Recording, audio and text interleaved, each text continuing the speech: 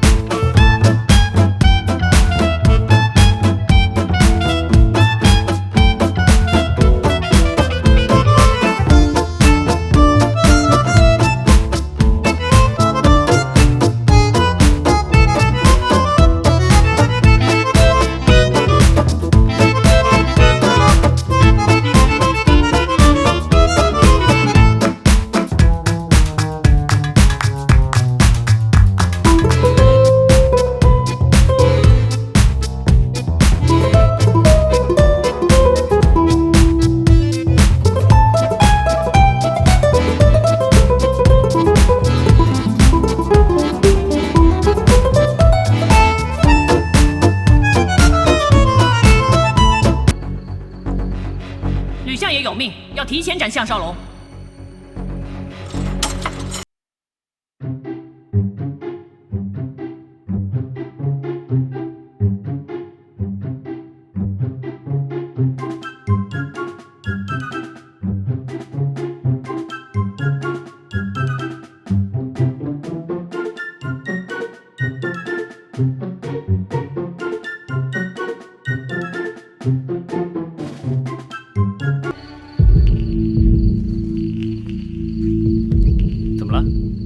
你不是很想见到我吗？你好大胆子！身为朝廷重犯，竟敢擅闯侯府！难道你真的不怕死？大胆？说到大胆，我怎么都比不上你，居然连大王也可以做你的傀儡。我不明白你说的话是何意思。别的我不知道，你以为你找别人来冒充大王，我看不出来吗？你口中所说的大王，根本就是你当日找赵盘回来顶替，当然是假的。你用不着演戏了，盘儿根本早就死在你手里。现在这个所谓大王是什么人，你自己最清楚。当真没有任何事能瞒你，不过很可惜，嬴政已经尸骨全无。你奈何得了我吗？那你又错了。要是吕不韦知道现在这个所谓大王是假的话，你这个太上。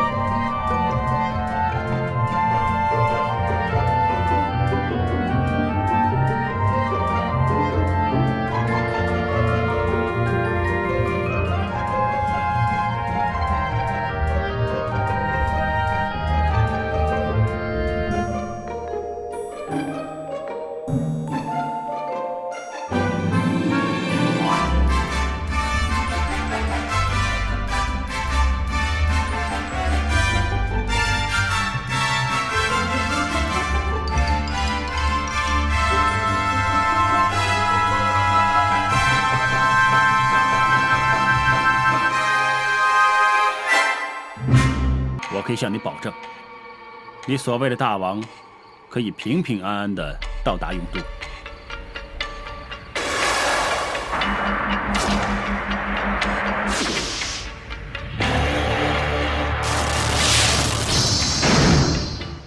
少龙，长信侯当真答应你的交换条件？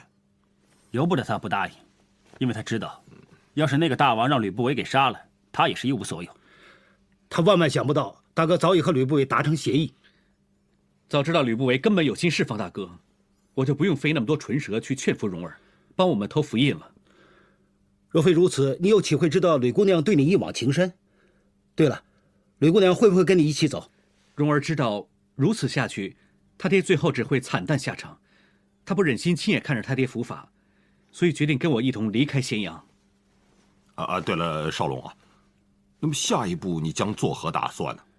明天一早，吕不韦会亲自护送大王去雍都准备观礼。在你们前赴雍都的途中，我会假扮刺客，制造混乱。到时候本相就可以趁机杀了假的大王，把所有的罪名都推在你一个人的身上。然后，吕丞相就可以在观礼当天向大家宣布大王的死讯。最后，你就可以循众要求自立为王。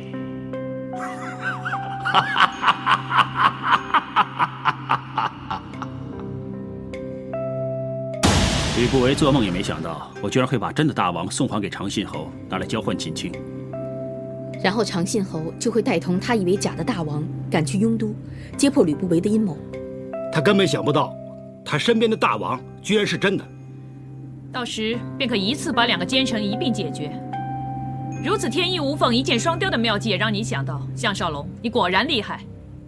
我只是顺着剧情发展，其实幕后还有另外一个编剧。不管怎么样，这件事完结之后，我们会离开这里，过我们想过的生活。向大哥，你真是的，把真假大王的事情瞒着我们，我们一直都蒙在鼓里。我是不想打草惊蛇。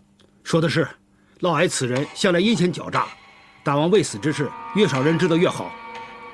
嫪毐就是长信侯。